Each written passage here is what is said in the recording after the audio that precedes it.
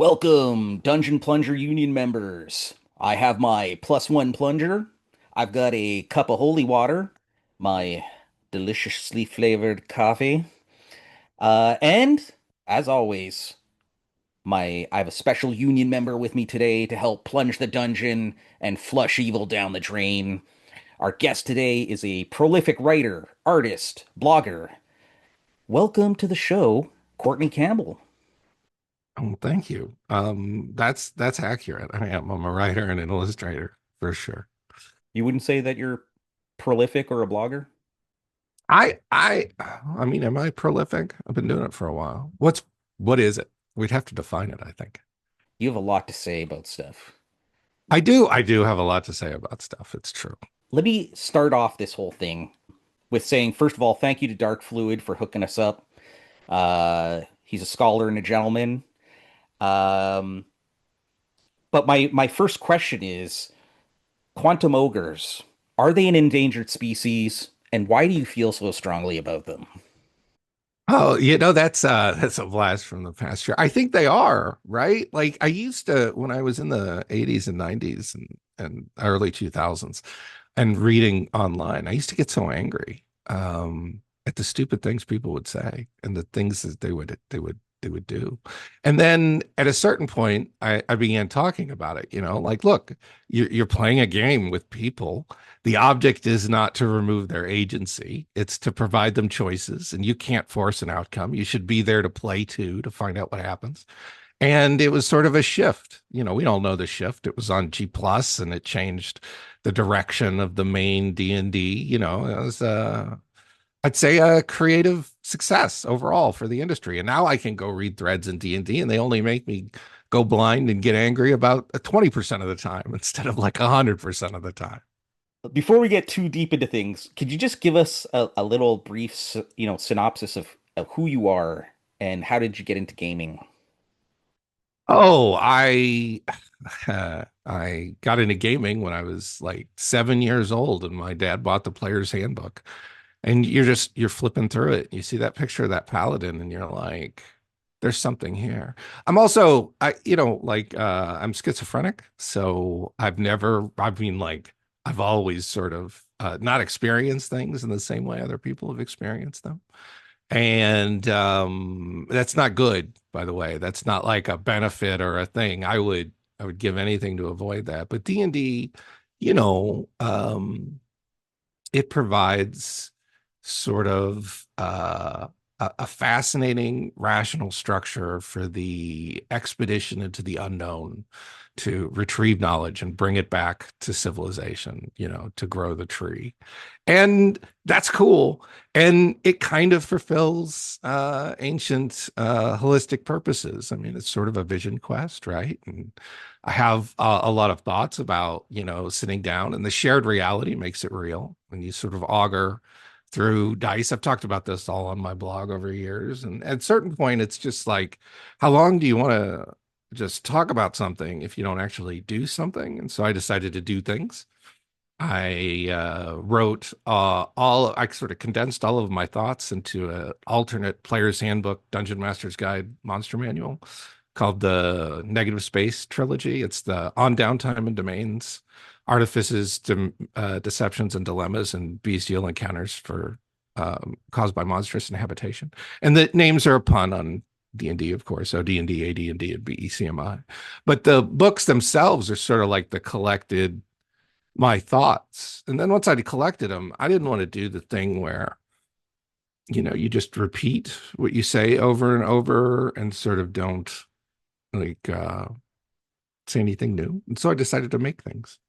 And so we have Sinless and Perdition and new games. Yeah.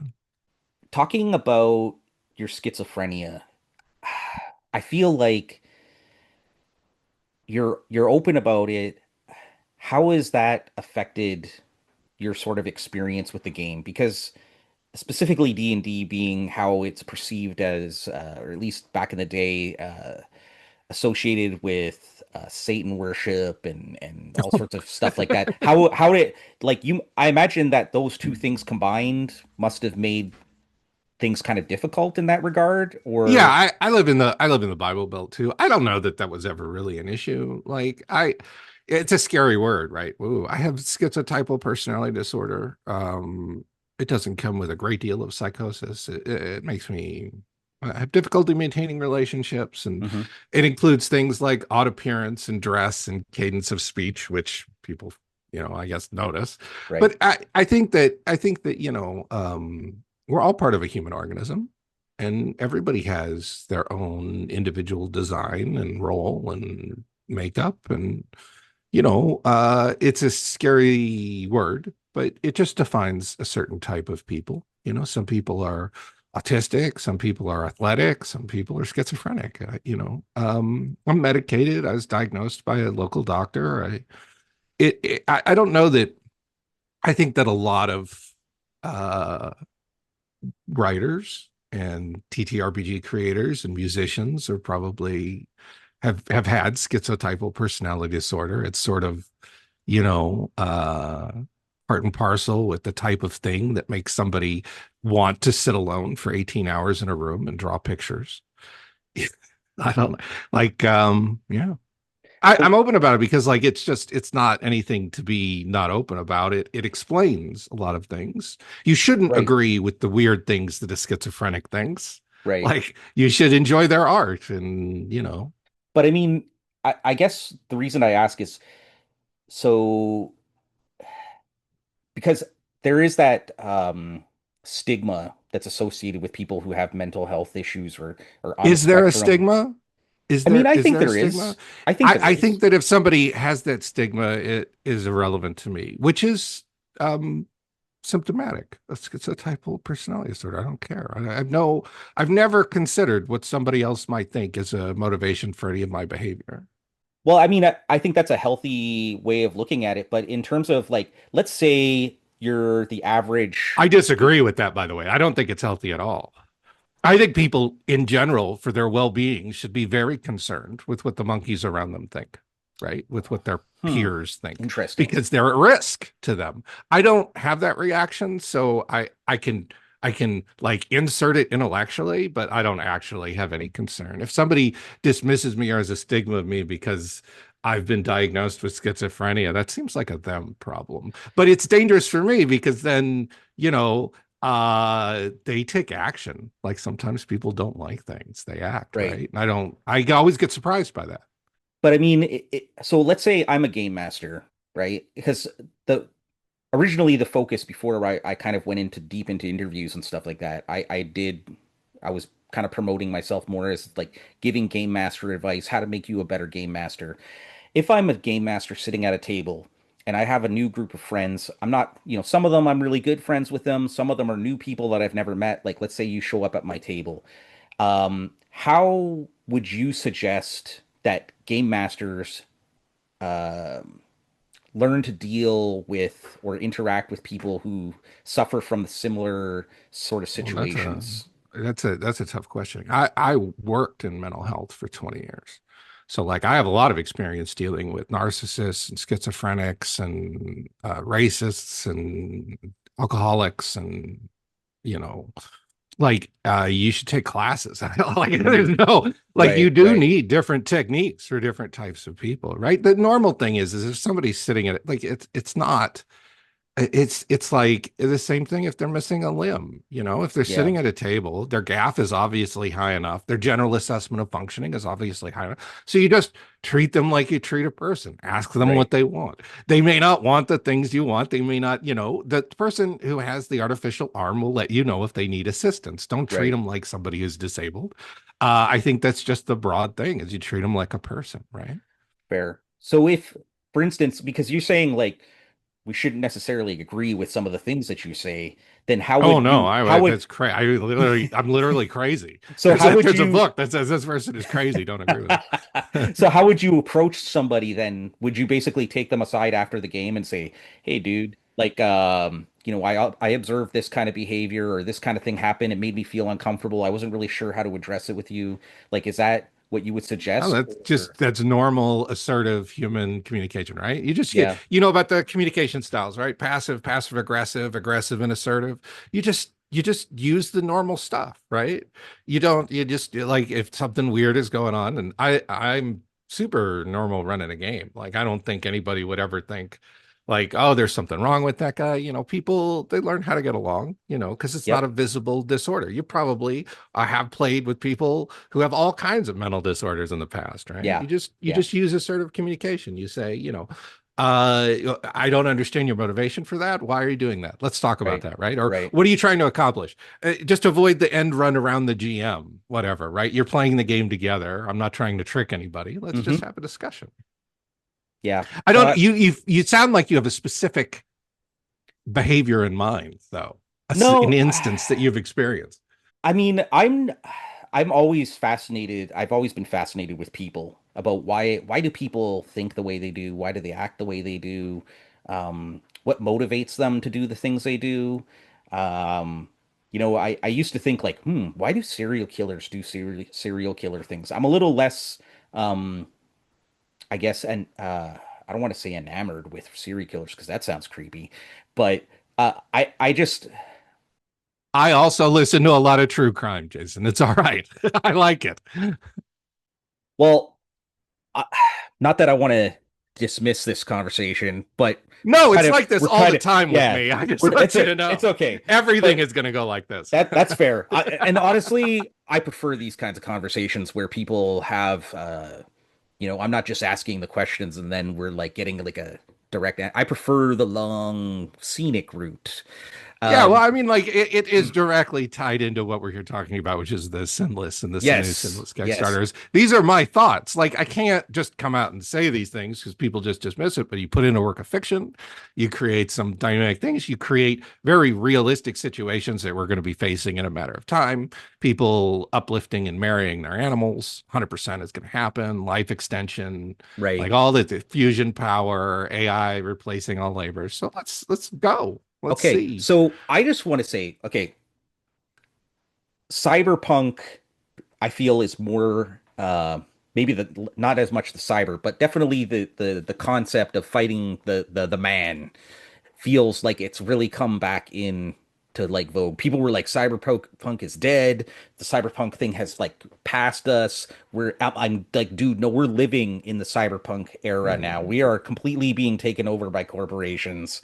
Yeah, yeah. You know, that's the part I think that's the scariest is that we don't see it, right? No, we do. They stole the wealth of America. There's no question. In 2020, 2019, all the money in America that people had was siphoned upward, and now it's in the bellies of like 6 or 7 giant ticks. But it's not a thing that you see in the sense of like Arasaka is the like we don't have a face. These I almost feel like these mega corporations like to have these little Do sorry, we? my camera's doing this weird thing. No, it's a tracks. Yeah. No, do we not have their faces? Do we not know the face of Bezos and what the we know their faces? I'd like to think maybe I'm wrong on this, but we have these companies that Teal. right, but they're shadows, right? It's not like we when you see the face of like oppression and stuff like that, it tends to be on a lower level, right? I feel like you look at somebody like the president of the United States, he is the spokesperson, right? He is the guy, and they're happy to let him talk and happy to let him do whatever it is that he wants to do. And they kind of hang back in the shadows and nobody really like hears about them as much. Bezos, I feel like is a little different. I feel like he came up and created Amazon more from the ground. Whereas, like, I feel like you got this old money, kind of old, slowly but surely have been kind of like, you know, buying up companies, buying up, the world, and nobody really knows who they are, right? The You're black not box. going to start JQing on me because I'm not a conspiracy guy.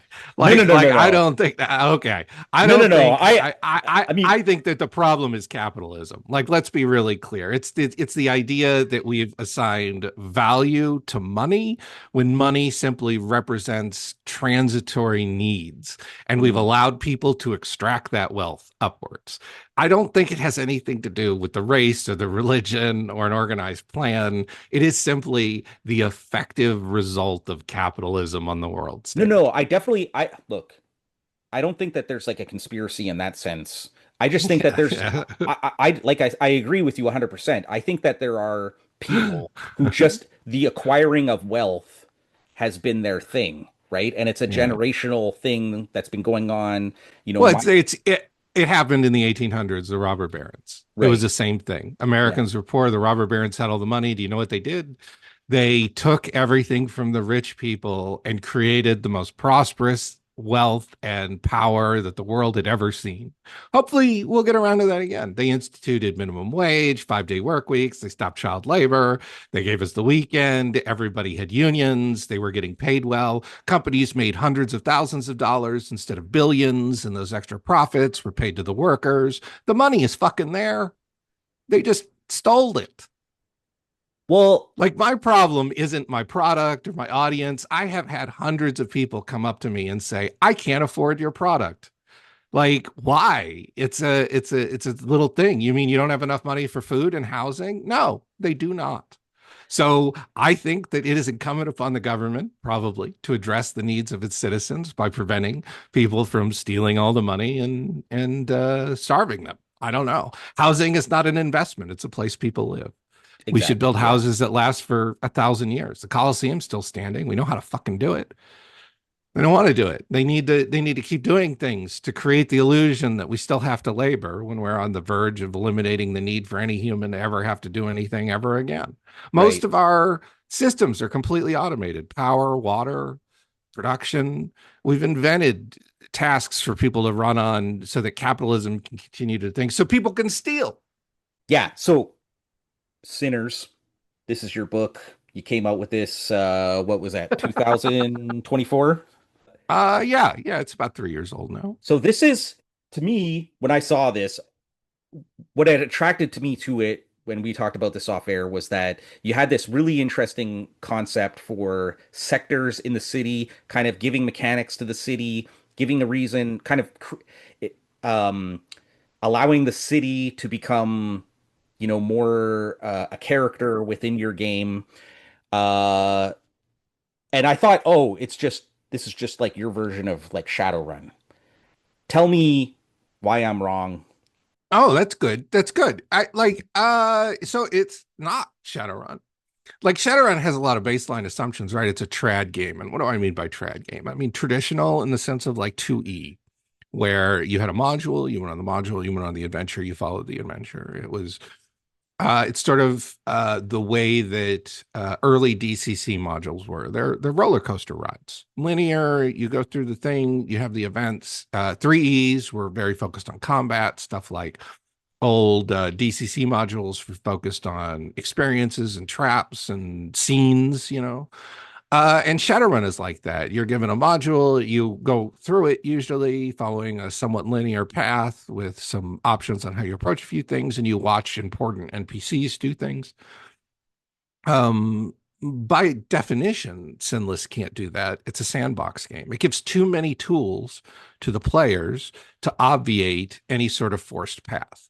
Like in Sinless, you pick your operation. So there's going to be a lot available. You can't guarantee the players are going to pick the one you want. When they get the operation, there's no stated expectation for how they complete it or approach it. They decide their own way to approach. This is a nightmare for a traditional game.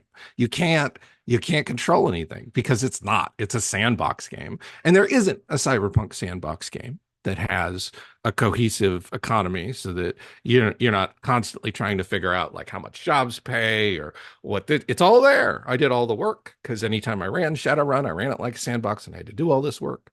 So in my own game, I did it. And it's not going to work well for people who want to have like a series of steps that the players follow, and then they have a series of fights where they spend a lot of rounds shooting at the same person.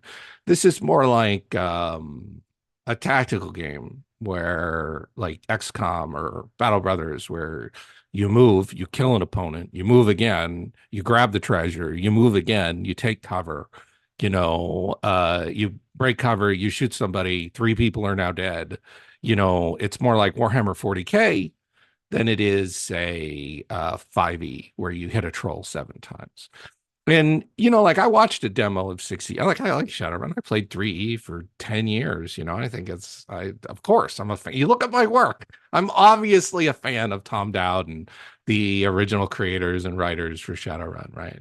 And I love everybody who produces the work. But I think that, you know, um it's a it's been a bit of an unfair situation. And when you look at the latest game, it's very 5e like. You can shoot. Like I watched a combat demo where some thugs, they were shot twice with automatic weapons, and somebody cast a spell on them, and then one of the thugs finally took a point of damage, and they all fled. Like that's not what I'm selling with Sinless. What I'm selling with Sinless is a sandbox operational generator. There's different phases to the game. It's not about combat. You can avoid it if you're planned well, right? Like that's ideal, is that you don't get noticed and have to shoot people. And because there's phases, and there's a cohesive economics behind everything. It flows very well from one to the other. The things are interconnected. It creates a lot of emergent narratives and exactly what a sandbox game should do. When you say it's tactical, does that mean that I need to have like a combat board, like a grid?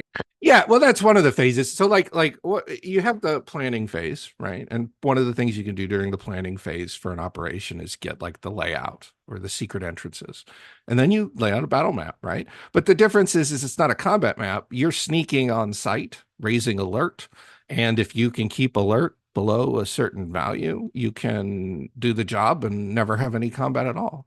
But there's going to be other things moving on the board at the same time. One of my inspirations for this is Stop Thief. It's a game from the 80s and a little electronic keypad where there was a thief and the players were moving around trying to catch the thief, and you would hear things on the keypad.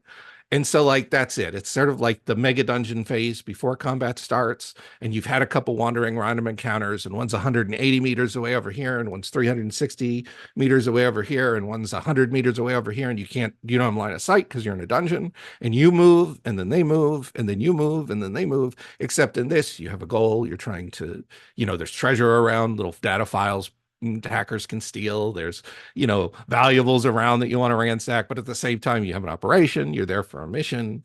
And then of course you can't know everything from preparation. So you run into surprises, oh no, we didn't check, and now there's hellhounds everywhere, you know. Yeah. And when you're talking about like, so one of the things that I thought was that you just had like, because I felt like this was like, okay, you got fantasy mashed with, sci. Yeah, it's cyber sorcery for sure. Yeah, which is a niche of a niche. So what would you say to people who are like, that doesn't belong together? You shouldn't have. Look, it's obviously something people like. They like D&D plus modern, right? Like that is the thing. They made Bright. Shadowrun exists. There's been these, like, I don't know. Like you want to be like, oh, that's not my bag. I'm not into king shaming. Like, I don't know. I don't know what you want. Like, it's okay. Like, I like cyber sorcery. I like super science and sorcery. I like wizards. I like elves. I like, not really elves. I don't like elves so much, but they're fun to kill, right? What's with the hate on Like, the elves, man? you want to talk about that? We Yeah, I want to can hear talk your. about that. I don't I want hate them Tell really. me, It's just, where did the elf touch you on the miniature? Point it oh, out. that's funny. That's funny. Well, there's archetypes, right? The Spock, the elf, the higher being. I get it. I don't find them particularly useful, so I tend to stray away from them as archetypes. But you're right. In Sinless, we don't have that. We have mythological features reborn. We have the green and the blighted, and you can. I mean, the character creator is by far the one of the most praised. We've got a digital character creator coming. It's currently in alpha testing. It'll be here this winter. But yeah, you have tons of options in character creation to create whatever kind of thing. You want to be a giant, a Festus like troll. You want to be like a werewolf. You want to be like a vampire. You want to be like a little elf or a gnome. It's all there. All the things you want. So this basically gets rid of having to have like tons of splat books that have all those things, those like kind of Shadowrun has it like it's like, oh, you want to play a goblin? You need to get this book.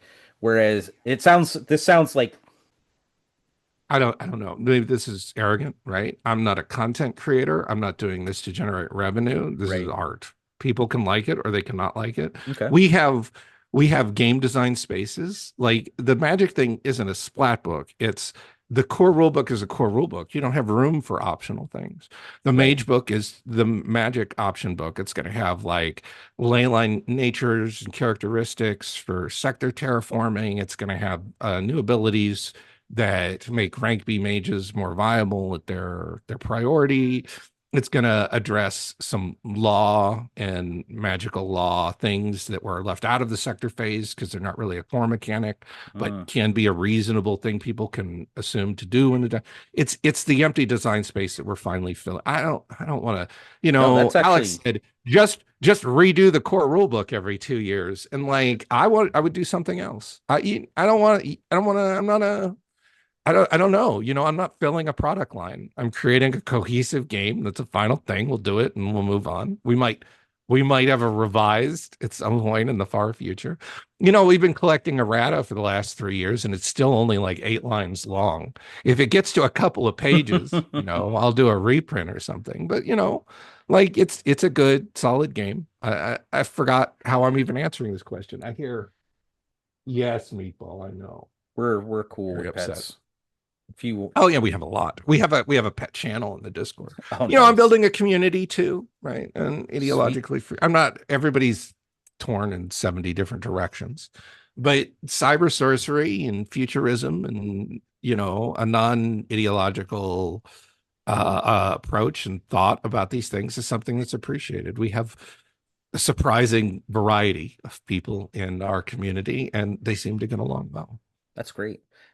When it comes to because one of the criticisms that a lot of cyberpunk games, whether it's Shadowrun or Cyberpunk, they get is that for doing deckers or hacking, net running, whatever you want to call it, it's sort of like usually creates like a mini game that kind of separates the that player from the rest of the group. How do you deal with that in Sinless? I was lucky, right? I have 30 years of other people fucking up to work off of, right? Like I know about the die problems, like from Shadowrun, right? The floating target number and then the pools and limits, but then everything is a success and then the edge. So I got to come in at the three separate games. I got to come in after 30 years of this being fucked up and set out to explicitly solve those problems, right? So we solved a lot of the die issues, right? You're bidding dice. It's closer to a what's the dogs in the vineyard type mechanic than it is like a traditional Shadowrun mechanic, except it's all D6s. You have pools and you bid dice for certain actions, and the pools are both attack and defense, right? So you get new players and they're empty halfway through the round, and they're like, because they were like, I'm gonna get big pools and roll lots of successes.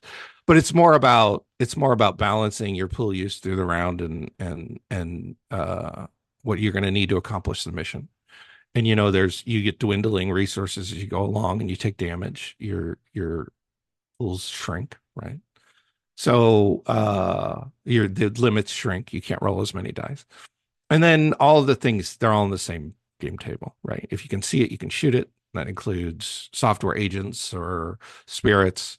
It's all handled mechanically, like spirits have resistance to physical attacks, which it gives them bonus dice, right, to resist them. So they're just not as effective. So you non-physical attacks, fire or magic or something, right? The decking takes place on the same grid. There's terrain in the dynamic terrain, right? Network access nodes and ley lines on operational maps, right? That create uh, points on the map that aren't just relevant via cover. They're also relevant via bonus dice on tests or the ability to trigger certain effects. Like I said, it's all taking place on the same map. Everybody's facing the same opponents. All the abilities are there.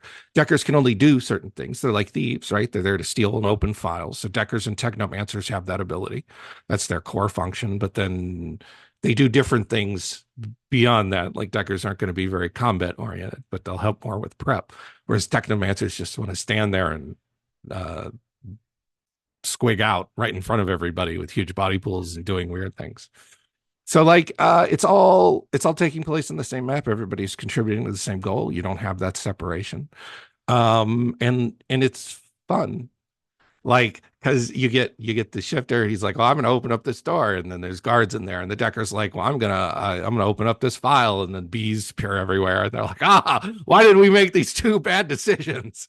And everybody, like you're a team, you're trying to work together, and it's fun. I don't know. It's all on the same board. We don't have the separation. So you're saying like if the hacker opens up something and there's some sort of like protective, creature Ice, protecting that, bees, right? So wasps. the other players can see those bees, like If they can see them, they need AR nodes. You have to be able to see whoa, an okay, augmented reality. that's actually a fascinating way of doing it. Okay, And it's cool. also the magic stuff. Like you have to have astral vision to see non-manifested spirits. So like you may not be able to see it, which makes it, not a problem for you. They all do separate things too. Like there's a lot of rock, paper, scissors.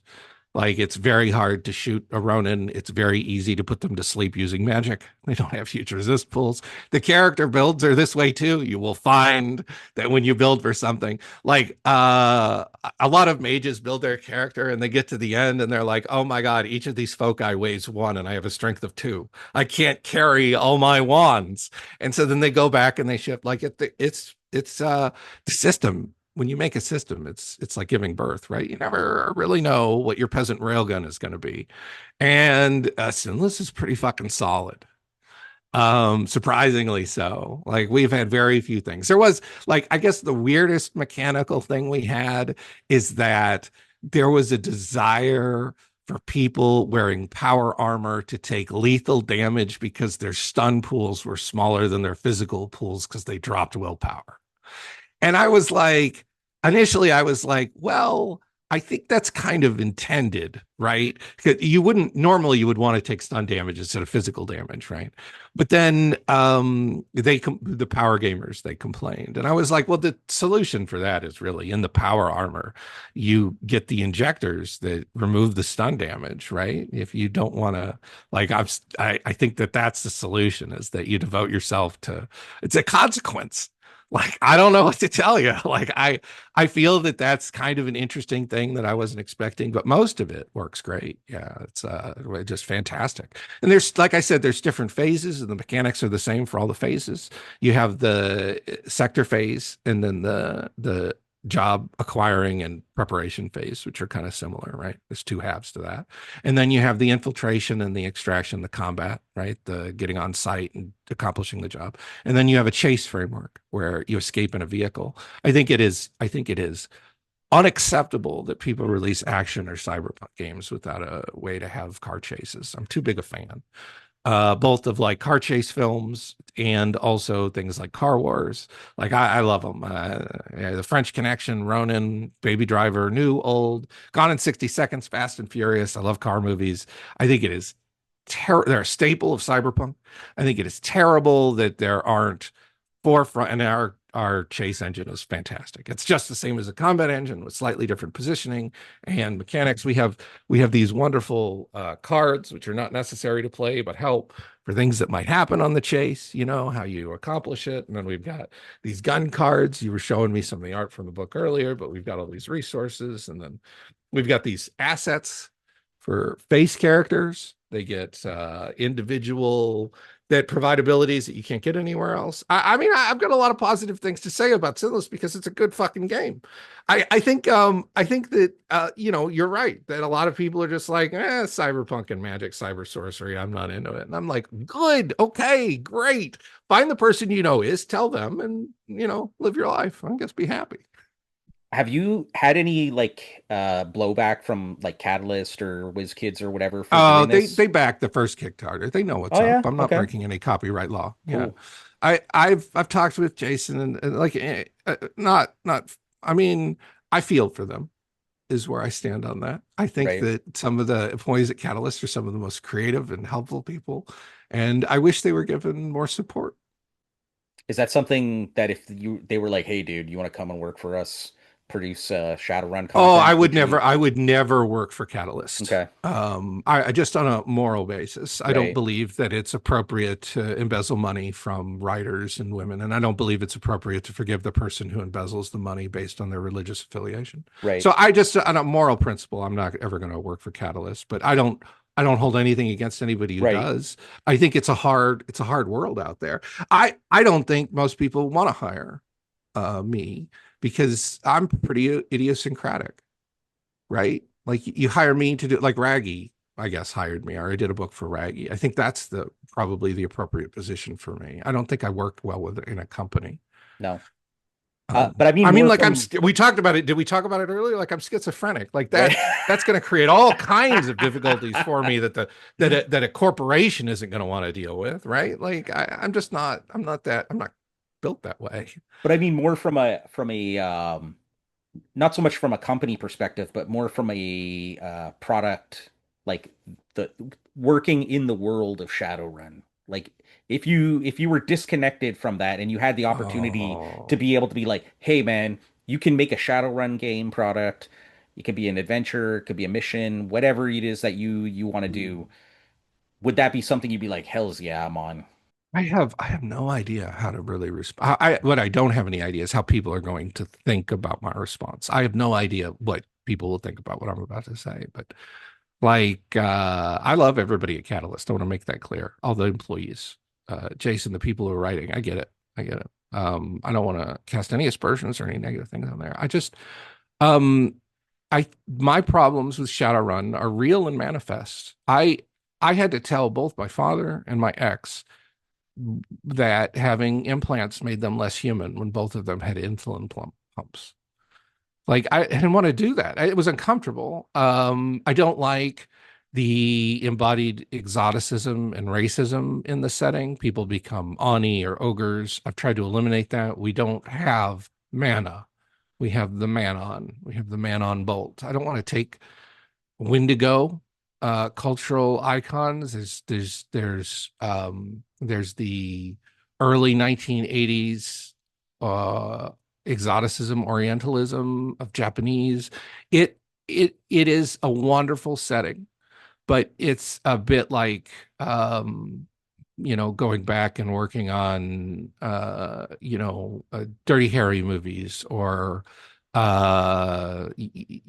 early westerns where you're shooting Indians who are white people in brown face. So like I think that I love Peter Gunn, right? But that's not modern. That's not a game of our time. Does that make sense? And so I don't know what I could add. I think that there are some issues with some things that they've done in some of their works. I don't know that I necessarily I get it. It's like, would you, if you got to be on Star Trek Strange New Worlds, would that how is that today versus being on Star Trek The Next Generation or the original Star Trek, right? Like, what did he guest star today? Does it mean as much that Patton Oswalt was on Strange New Worlds? Because it's not the same thing that it was. I mean, it's still Star Trek, but I don't know. I don't have the answer. This is why I said I have no idea how we're going to respond. I don't want to make anybody feel bad, but the answer is that I prefer working on my own stuff. I don't know. Like this isn't there's no Mayan calendar in this. The magic comes back because it's a natural feature of the universe. We were just in something we call a Shan effort field that prevented manonic interactions from being as powerful as strong. And we've been in that field for 15,000 years, which coincidentally is the length of human civilization since agriculture.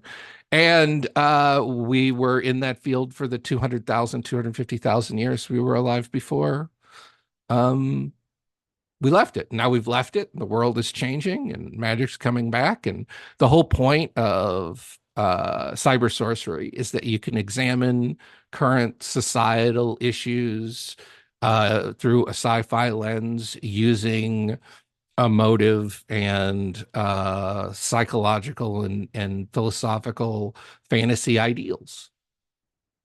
You know, dragons in Sinless are an effect of gold lust or effect of greed. If you accumulate too much money, eventually you will transform into an insensate beast unless you go through 10 years of ritually sacrificing thousands of people.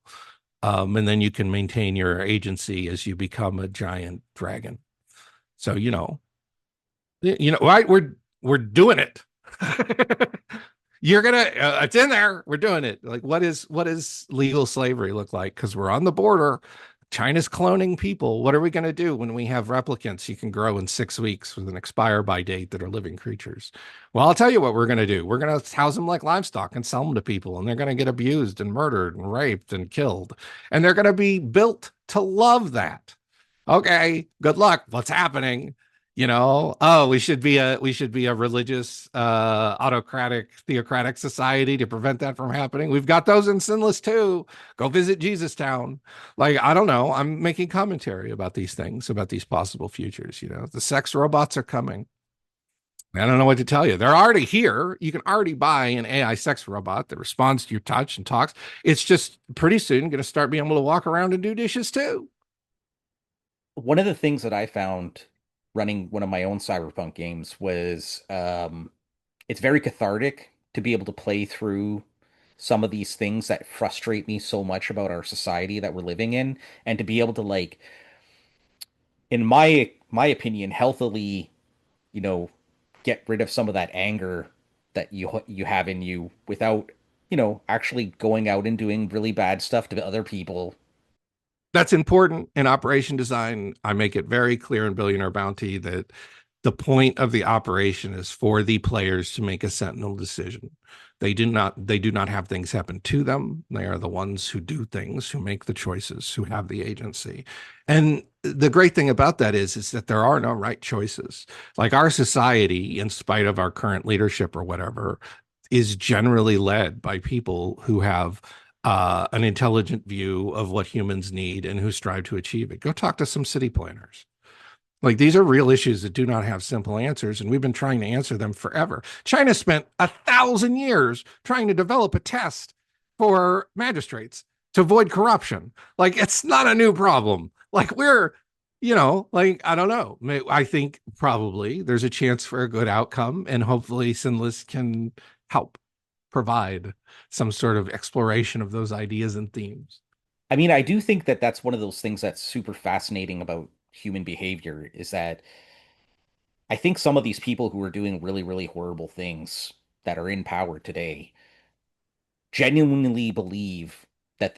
Yeah, they don't see it as a horrible thing. Like, just yesterday, the president of the United States of America said, "I'm not worried about right-wing violent agitators and murderers because they're just doing it because they're upset. It's the left-wing murderers we have to watch out for that are creating all the problems." It's right there.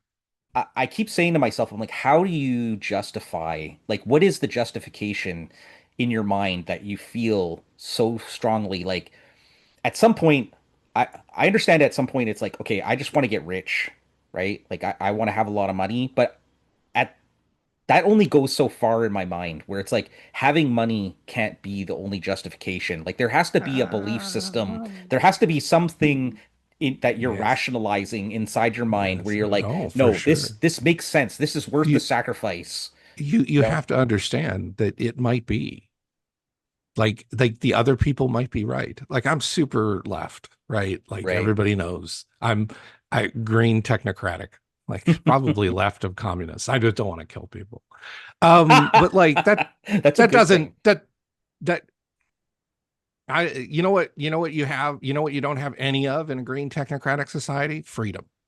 You don't have Interesting. any sort of ability to make decisions for yourself or agency in your own life because statistically, it'll be better for you.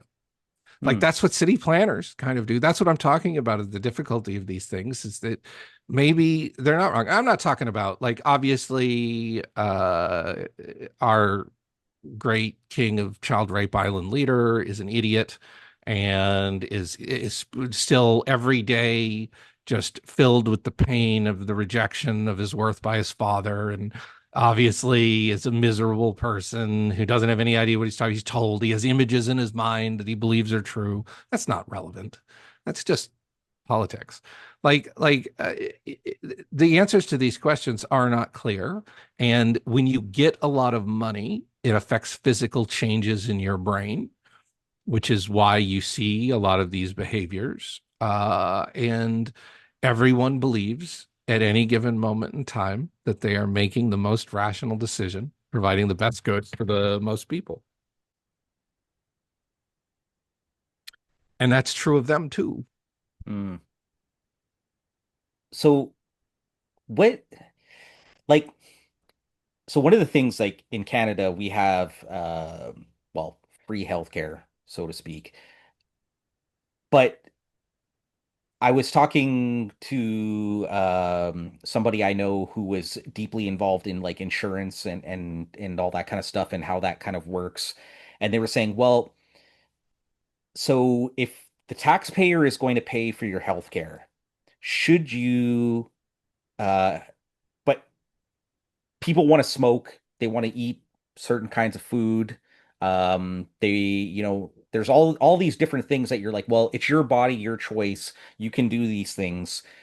But at the same time, that's having an impact on the healthcare system. So now, where do you draw the line between um, basically saying, listen, dude, we're willing to pay for your healthcare. We're willing to like, if you need surgeries, you need to treat your cancers, you need all these kind of things. But brah, you can't be eating all that sugar.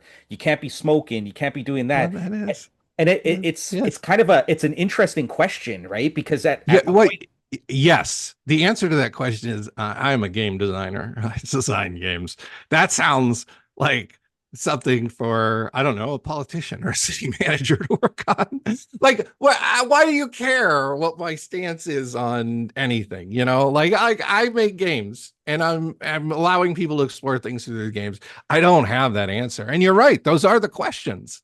Like, I'm in favor of, a Jewish state and against genocide. Like, I don't think right? Zionism is great. I don't know. Yeah. Like, why do you care what some tiny, schizophrenic game creator has on political? I don't have those answers. You're right. No, I If don't you mean want to it. know what I think all kinds of crazy stuff, but those aren't the answers, right? Like, I think that kind of crazy stuff because it goes in fiction.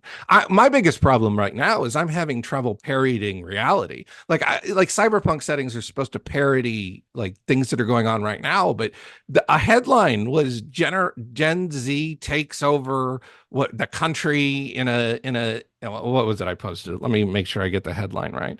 Like I don't know how to parody some of these things that are in reality. Nepal currently being run via Discord after Gen Z takeover. Like that is the parody that you're supposed to create, except that's a real fucking headline. So like what do I do? How do I top that? I mean, I honestly have no idea. We're living in the disenlightenment, the post, the pre eschaton, pre ascension, pre singularity. Who knows? I don't know. Don't But ask me what I we should mean, do about healthcare. it's not so much that It's like an illusion. it. Like the money is an illusion, right? Hmm, Like in America, the insurance companies and the hospitals arbitrarily decide the cost of things. There's a right, test for like croup or something that I had to take for my job. And the tests cost $110. I went to the hospital, got it done. The hospital charged me $1,110 and insurance covered $1,000 of it. The test costs $110 to buy. They charged me $110 for the test. I called the hospital. I was like, how is this decision made? What is the point of this? And the answer I got is they basically sit around in a room and just talk about what they're going to do and make up some numbers. They just decide what things cost because the whole thing is an illusion. The doctors are hmm, still getting paid. People are still getting the health care. The whole insurance thing, the whole money thing, it's abstract. We invented it. It's not real. hmm, Inflation is a lie. Like it's created. You have hmm. less because they took it from you just arbitrarily because they decided to re-rig the system where you don't have any. You just have less. I mean, I guess I bring these things up, like talking about the healthcare and all that kind of stuff, because I feel like these are questions that Cyberpunk kind of, worlds are trying to answer, right? We're trying to, Yeah. I feel like that's what science fiction was really meant for, was to posit these questions and say, Yeah. hey, if this was going on, what would be the result, right? I just want to tell you, I use my game, figure out the answer, and come tell me. All right. Listen, I don't know. I honestly don't know what the answer you've is. I heard it don't here, know. union members. Find the answers, send them to Courtney. And then, please send them to me too at dungeonplunger@gmail.com Yeah. too. Highly underutilized resource for you. Send nudes, but not really. Don't do that. Oh, Um, I don't want that at all. don't send Courtney nudes. Don't send me nudes. I was Please do not. just trying to be funny here. Um, so as a highly creative person, what's your process like? Do you have like some kind of rituals that you follow? You got Oh my habits? Like God, what do my life you is ritual. Okay, so I'm schizophrenic, which means that periodically, and by periodically, I mean frequently, like daily, I'm experienced by overwhelming seizures of emotions that cloud my thinking. And even if I can maintain through meditation and treatment and a center, it's still like a whip line in my head looking for anything to latch onto, to be upset about or angry about or to rage about. It is very easily fed by browsing Reddit or Facebook, Mm, right? So we do not want to feed that. So I have a number of chemicals that I use to maintain my mood, behavior, and reduce lability of my emotions. And I want to be clear. Before I was medicated, I would rage online all the time and say all kinds of crazy things because I was an unmedicated schizophrenic, and that is in fact the behavior they engage in. I still sometimes strongly feel those things, right? Like but we don't encourage them, right? That's not appropriate. Like we have we don't encourage any sort of threats or violence or anything on the Discord. That's not allowed, even though many of us feel very strongly. Do you know what I'm saying? Because Yeah, violence is wrong. 100%. Yep. Yep. We are not victims of our mental state. We are the captains of it. So we make choices. And so honestly, a lot of it has to do with managing acetalopram, nicotine, and caffeine, and trying to maintain a balance of those throughout the day so that my mood doesn't get whopper jawed. I generally, my process is I generally wake up, browse the internet, post some things in the Discord, think about what I'm going to work on for the day. I then take a break and I do this, I play low engagement games like Stellaris or Skyrim or something where it goes for a while and I think while that is happening, something to distract my mind. The Mm, creative process, it's like your brain works on things that you're not actively thinking about. Does that make sense? hmm If you say I have this problem and you're like, oh, I'm going to think about this problem, your brain won't do anything. But if you set up the problem in your head, and often they're visual problems, how am I going to display this? How am I going to work this mechanic, whatever? And then I distract myself for an hour or two.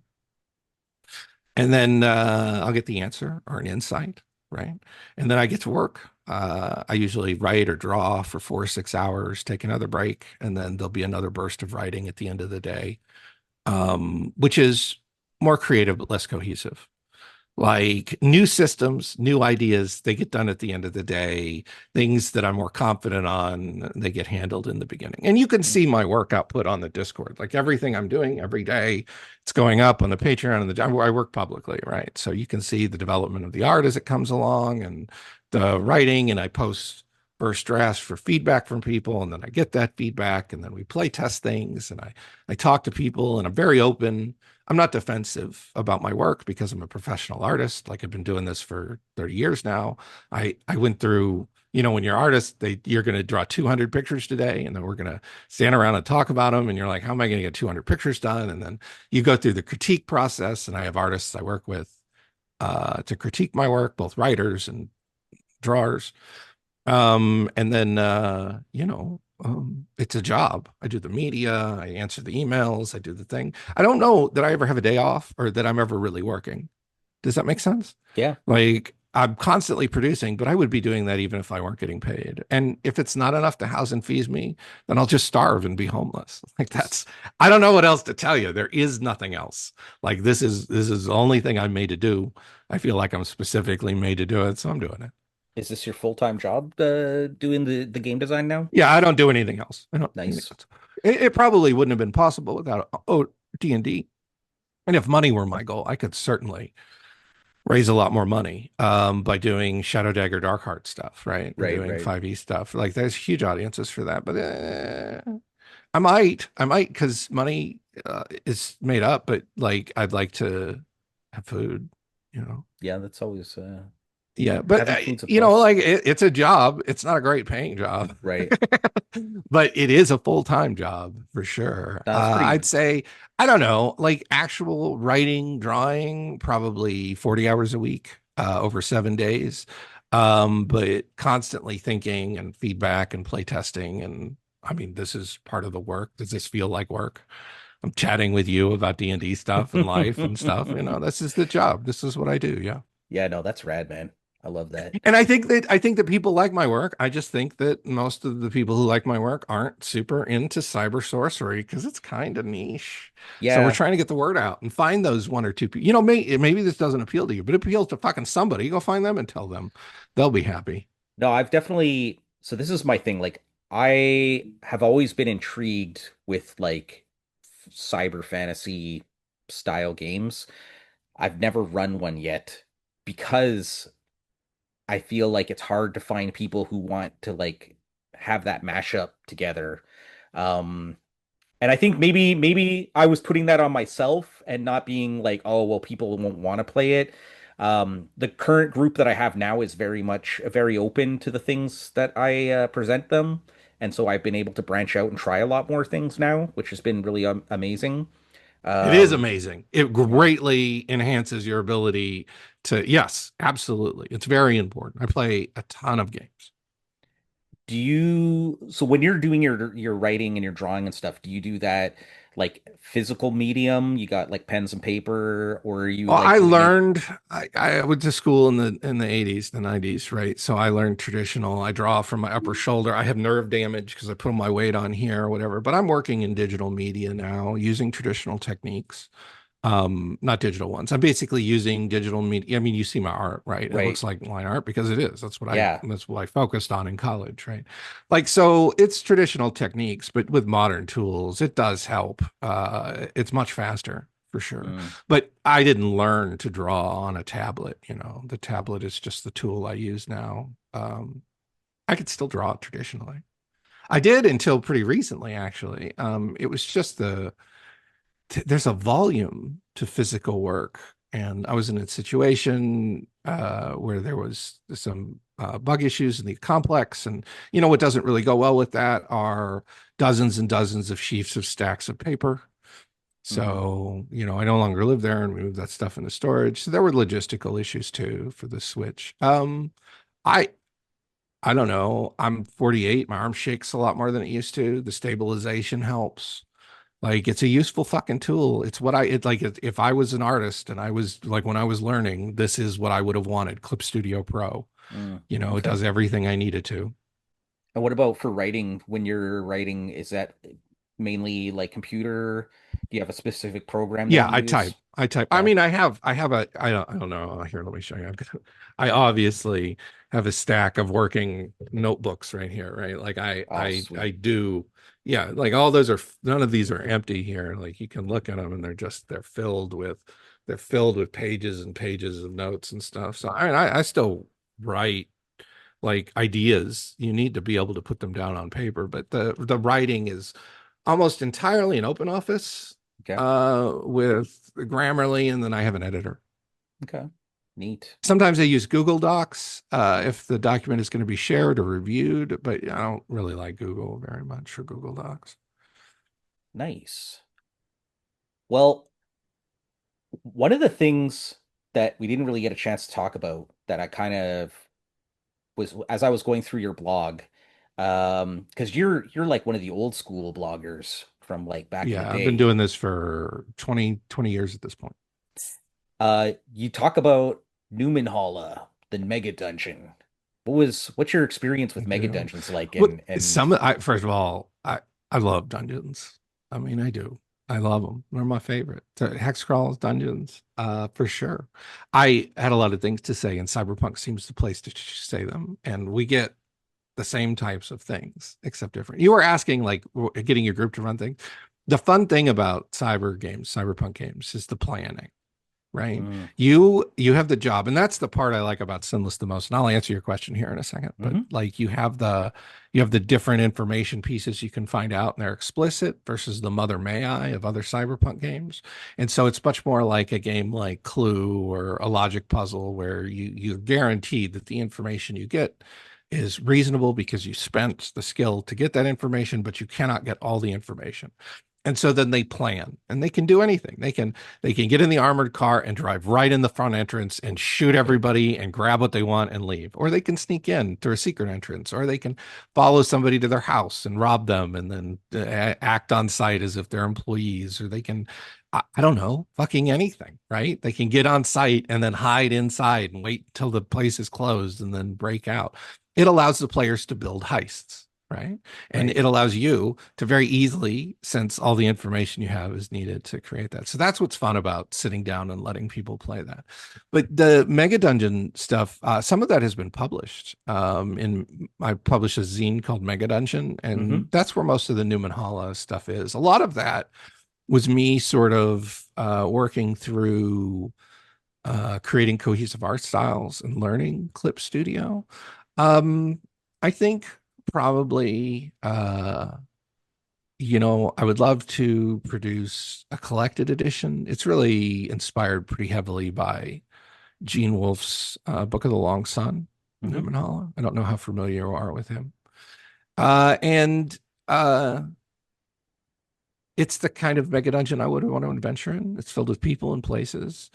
A lot of things are mega dungeons, right? Like Skyrim is basically a giant mega dungeon. Mm. It's just an environment, and you have different zones and different areas within those zones, and it's just a setting, right? Interesting. It's an interesting take on it. Most people will be like, "Oh, well, you got to have levels and you got to have this," and Well, I mean, the there the are standard uh, kind uh, of OSR responses to what a mega dungeon is, right? there are levels and with a lot of options and interconnectivity and branches. And I've run a lot of Newman Hala, and people like exploring around in it. This is what I was saying about the cyberpunk thing is you like different things in games. Like Mhm. the mega dungeon crawls are all about turn by turn movement through a giant complex that's complicated and filled with unexpected things, right? That's super fun. This is more about planning and then turn by turn movement, infiltrating a site. Like Right, I do like the turn by turn movement, but right. infiltrating a site and then having a quick, short, strategic more than tactical engagement. Although there is a tactical layer to Sinless for sure. I don't know. I like playing fantasy elf games. Let's do it. Cool, man. So you have Manon Quarterly that's coming out. Well, Yeah, the Kickstarter. MQ. There was some confusion over it. It is MQ is the Sinless Magic book. It's the full Magic book. It's presented as a periodical Okay, because I want people to feel as if they understand the setting without me having to explain it. And okay. so showing them current ads and articles in setting, in world seems like a very entertaining way to do it. Seems very artistic. I'm not looking to, it's not I think a lot of RPG products are designed based on word counts and to fill that word count. And that is just the opposite of what I'm trying to do. I'm trying to create a work of art rather that is also a magic book for Sinless rather than just produce a product so people can buy it and move on to the next thing. Okay. So the Kickstarter ends September 19th, 2025. So It's like you 6 days, Yeah. So when this will be six coming days, out on Monday. So I believe that'll be Friday. yeah. I think I ended on Friday, Friday Yeah. So late, you gotta Saturday early, something like that. you'll have a few days from the time that this comes out to be able to still back. Well, Um, even if you don't back and you want to find out more about Sinless, there's a Sinless website, okay. www.sinless.com. You can share rpg.com, www.sinlessrpg.com. You can share that. It's got a Yep. random operation generator, so you can very easily see the different sections that operations are divided into. It's got the rules are all on there under the resources page. You can find the rules digital. You don't need to pay anything to play Sinless. You can just download it, start playing. You already have Neat. D6s. It's a good time. There's a quick start available through Drive to RPG, costs nothing. You can look through that. It will get your players ready to play in 15 minutes. It's got some pre-gens in it. Wow. Pre-gens are pretty cool. The pre-gens in the book work too. Okay, There's a bunch of nice. those, so you can just play and go. The rules are very simple, very straightforward, because the complexity is in deciding what you're going to do during your turn. People seem to pick it up super quick after a bit of uncertainty of, well, what do I do? Right. There's some Euro game features, right? The sector turn is very Euro game-ish. You have three actions and a list of actions you can do, and that's modified by the resources you have available, and things can be provided. So you build and you grow, right? It's a little 4X-ish. That's neat. Uh, do you have, so once this is out, obviously you sound like a man who has many things going in many fires at once. Do you have anything planned for the future after this? Like, what's the Well, future of Sinless looking like? we've got to understand, Sinless is an unmitigated success. You can tell yourself this through your audience. How many of your audience members have produced and sold a TTRPG that has raised $30,000 and has dozens of active weekly players? Like that, that is the bar of success for me. I don't, I am not making this for other people. These are the rules. I'm implementing my own game. I made this for me to play because it's the Mhm. game I want to play. So I'm gonna keep playing it. Like, have you run Kickstarters before? I've never done a Kickstarter. Okay. I've Well, so only, you get in a big Kickstarter, you get a lot of churn. People come in, they'll back, they'll adjust, they'll leave, they'll back again, they'll whatever. This is every one of those backers clicked, backed, stayed. right, You know what I'm saying? They're right, there because they're playing Sinless. And you would expect that for the second specific book for a specific game, right. that it would be that. And I can't ask for anything more. I'm going to keep playing it. What's the future of Sinless? We're going to keep playing it. We're going to develop new things. I hope we can get a tech book out at some point. Oh, I neat. think that it takes some measure of time. So, depending on how strongly Man on Quarterly fishes, our next project will either be something else to let Sinless continue to grow and everything else, and then get back to a Sinless book later, or if we have a really strong finish, which is we're not that far from. I only need 300 backers Okay, to make Sinless completely viable, and right now we're over half that. We're at okay, 180. nice, And so we're just trying to get the word out. And if we get over 300 backers, next project will be a Sinless Gear book, almost certainly. sweet. I want to do a sharper image pastiche instead of a GQ pastiche. So when it, I believe that Sinless was a print on demand from drive-through. That'll be the similar thing for quarterly. It is. It is print on. I don't have the look. I'm designing, writing, drawing, laying out, publicizing, doing the Kickstarter. I there's nothing left for figuring out how to make hard copies. I get that maybe some people can do it. This is a one-man operation. Right. There's me, there's the tech guy who's doing the website who I've known for 20 years, and there's my editor who I pay. So like there, it's beyond my capabilities, especially with my schizophrenia, to manage a relationship with a print thing and find Hmm. places to store. I think it would be wonderful. Yeah, but it's not possible me alone. I would need help. And So I don't do that. and the cards is that's available through the drive-through Drive through cards? RPG? Yeah, Yeah. yeah. Yeah, drive Cool. through part. They're right on rpg.com or RPG now, whatever it is, drive through Cool. RPG. You're not necessary, right? First of all, they're available in PDFs. You can just print them out if you really need them. They're in the core book in text form, so you don't Neat. need them at all. You can play the car chase game just by printing out the board and the rule book and then just like rolling on the table for the cards. Like you don't Hmm. have to use them, but they're cool. And like the gun cards are reference cards, right? Like I'm sure you saw them in the book. They contain everything you need to know how to operate and use the weapon. Oh, that The is special rules are on the card, all the things you need to know. So, like, we've gear is an important feature in Cyberpunk games, and we've created it so that it both matters via affecting your limits via the gear feature for skill, and that, all the complicated stuff is pre-calculated for you on a little display card. And those are the same display cards in the books. Players are shopping for guns. They are all nice. unique. They have unique upgrade paths. They have unique behaviors. Awesome, man. Well, this sounds fantastic. So I encourage all of the listeners, you guys out there, to support the Kickstarter. Check out Sinless. I think it's amazing that that this is you're producing something that you want. This is for you first. And I feel like I love that, playing this game. I mean, Yeah, I I love it. think that's the most important thing. I think it's not something that you're doing just for like making money. It's a passion product, and I think that says more about it than uh, some sort of buy this thing because it was a cool idea I had. It was like, no, this is like genuinely something I care about and love, and putting my energy into it, and I think that really shows in the product, from what I've seen in this book. Like I just um I don't I haven't actually played it personally, but from the little that I've looked through it, everything in here is like, wow, this looks fantastic. Flip Um through it, and show them.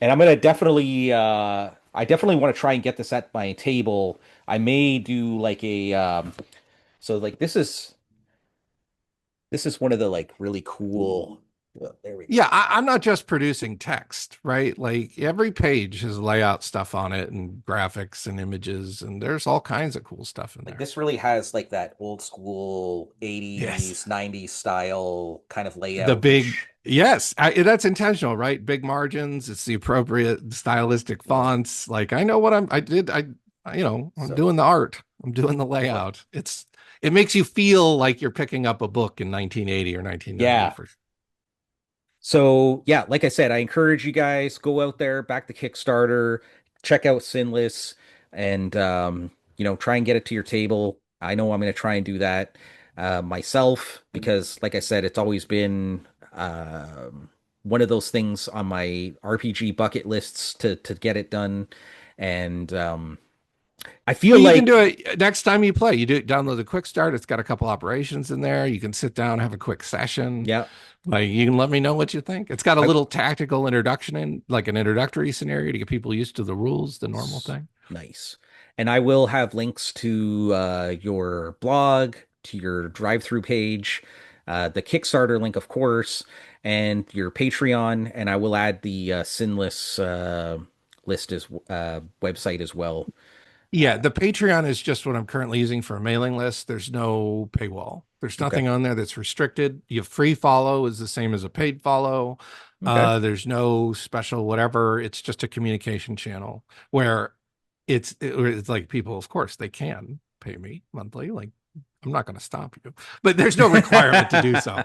Like if I'm going to have a mailing list, I'm going to have one where people can give me money because apparently everybody decided that that made up concept was really important to everything they do all day long. All right. Well, this has been a fascinating conversation. I don't normally talk politics and stuff on the show, but I kind of feel like an exception had to sort of be made in this.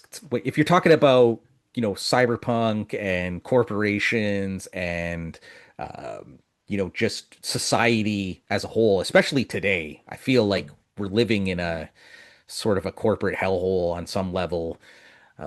I mean, Yeah, Citizens United. Corporations yeah, have speech. And I mean, you look at the bills Congress is passing, they don't have anything to do with the people. They have to no, do with corporations. no. I mean, you can just look, go to the government website. They show you what bills they're passing. It has everything to do with what rich people have paid them to do and nothing to do with what their constituency has asked. Yeah, no, it's scary, man. It's not a left and right issue. That's No, a no. politics issue for sure. It's a structure of politics in America. I mean, just to sort of end on it, I 100% agree with you. I don't think that this is, I think the success of this movement has been to turn us against our own interests. We have What these, movement?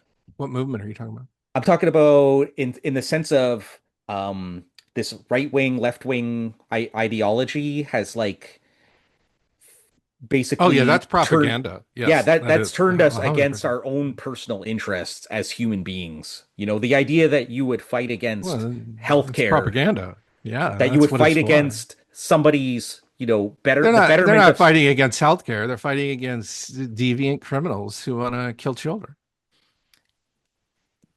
it's like I said, it's Uh, one of the, I'm not conservative at all, but no, like no, no. I live in the Bible Belt. I hear all kinds of rationalizations, argument. But Like they're internally consistent with their beliefs. It's just they have different beliefs yeah, and and values. Like right, because like I have no respect for authority at all, but to them that is an important value that we right. listen and we follow. Like right, that's not something that happens in my brain, but it is in theirs, and that's how they attribute value and worth. right. And I guess really what it comes down to, like when I consider about my personal values, like I don't consider myself to be on the left. I don't consider myself to be on the right. I do feel like I'm, center left maybe. But I think it's a spectrum, right? I think most of us are on a spectrum. I think it's, we're we don't we don't we're not situated in one specific thing where it's like, no, no, no, no, this is the way it is. It's like, no, dude, I can see points on both sides. I can definitely see points on both sides. And I think really, as There are, people, here's the thing. Here's the thing that this is why it's propaganda. There are no sides. but that's, but this is what I'm saying, right? Is that we're fighting against each other when we really should be uniting under this idea of like, okay, where can we find a common ground? Where can we find the common ground between your beliefs that you hold very strong and my beliefs that I Yeah, hold this is strong? the thing. Is the whole thing. I don't know. I mean, like, am I okay to speak here to this? Are you all right with that? I I don't mean, know. You sounded like you were wrapping up, and so I didn't want to yeah, make yeah, it go long.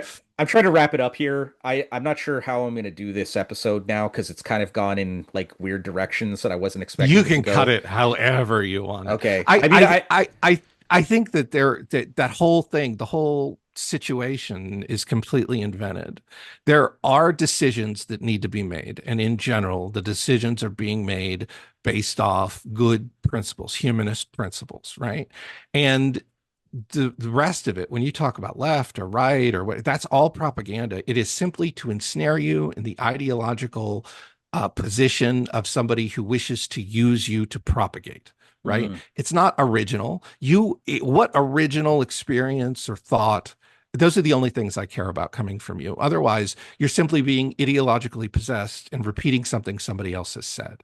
The right, reality that is presented to you in these left right dichotomies has nothing to do with the actual situation itself. It has to do with triggering human responses to propaganda, which we are subject to.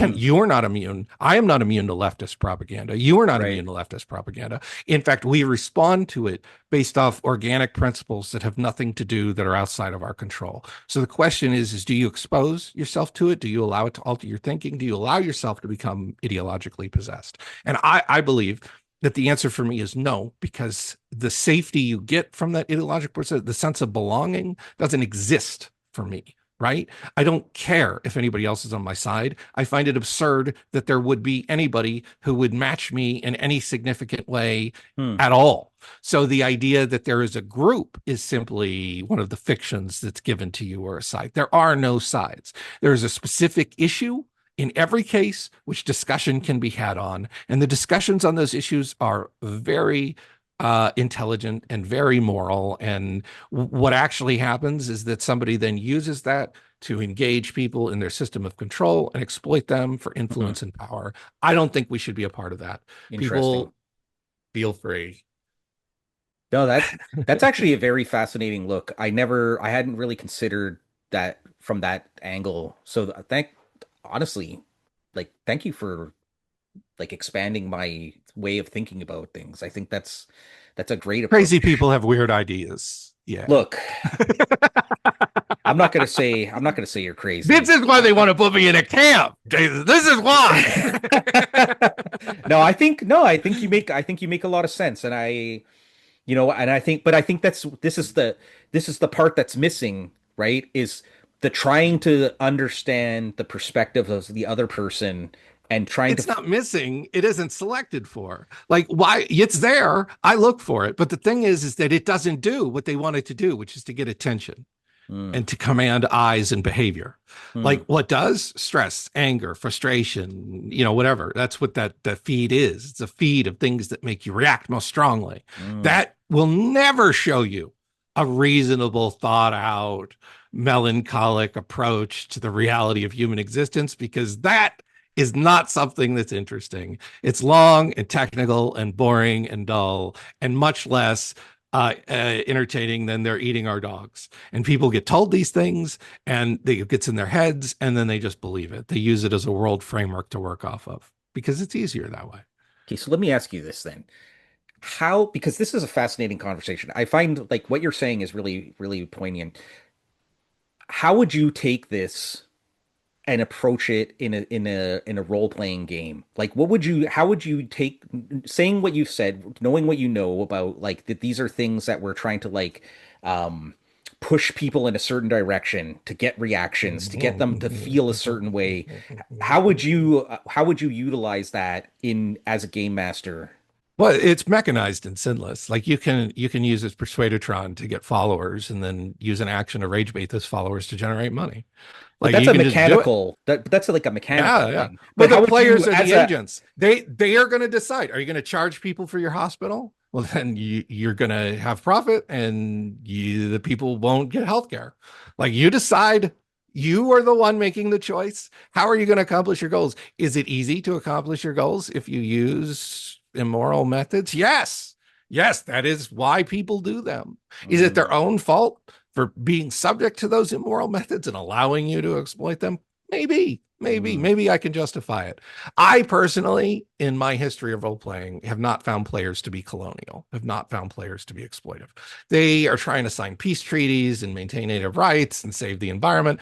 One time they upgraded housing into a condo because it produced more profit, but in Sinless, instead of making the people who could no longer live there homeless, they simply subsidized them living in the complex. Like we do it because you were put in the role of making the choice to do it, and then you see why somebody who might have a lot of money might think it's easiest and best if they did this action that causes harm. And you get to decide. The core issue of Sinless is accumulating a billion Zuzus.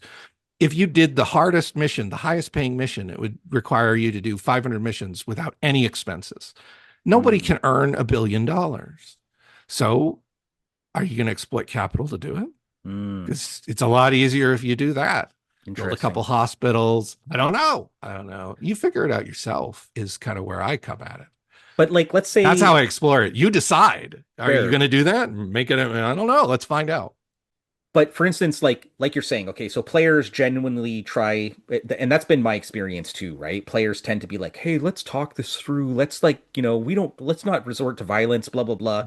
And it's kind of Very, like, very post-industrial behavior. It's right? correct. And you're Yes. and so how do you tap into that and make them feel like, okay, I need maybe like this guy is such an asshole. Like I'm willing to like compromise my beliefs uh to like deal with this situation. Like have you had It's experiences at the table where you were like, yeah, yo, yeah. this So this guy is a I bad person. it's so easy, right? Because in Sinless, they own territory in the city, right? And the city is like their body, their brand's body.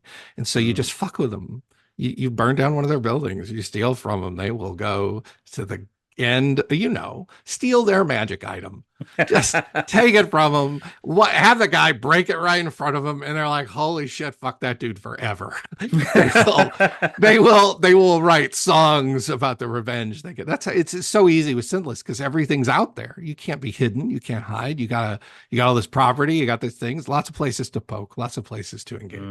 Okay, so poke the Their players, behavior will affect their own body, right? right? They make a choice in a mission to rescue a bioweapon. The bioweapon is going to be used. That's going to affect their terrain. It's going to affect their city. They're making choices all the time, and the consequences again, it's the consequences of my choices. That's what Sinless is about. Most Right, sandboxes are about, right? right. What another fine mess you've gotten us into.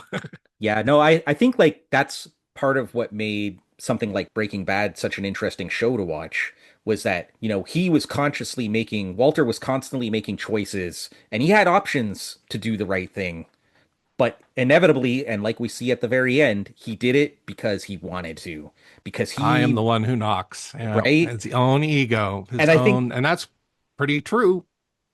A and lot of truth in that. and that's an experience that I've always wanted to get from role-playing games is to have this thing where you've really put consequences like, listen, dude, you did this to yourself. You made the choice. I don't think I've ever been Well, successful at doing that, but I want to have my players go, fuck. I like the discussion about the reason. I don't want to punish anybody. Things Right. change, sometimes for the better. You do have to let them get a lot of wins. I don't think it matters as much if they lose all the time. Mm. Okay, interesting. I agree. I agree. I want players to engage, and I run a lot of sandbox games, so I make sure that I include a lot of mechanics that naturally engage the players in the um, emerging narrative. I want the narrative to be emergent. And so you'll see that in the operation generator, people have names, they have motivations.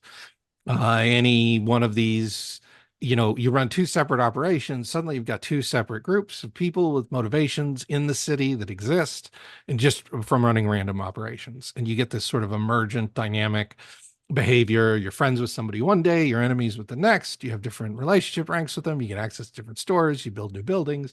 There's just a lot there that's super fun. Nice. I like this. Well, this has been fascinating.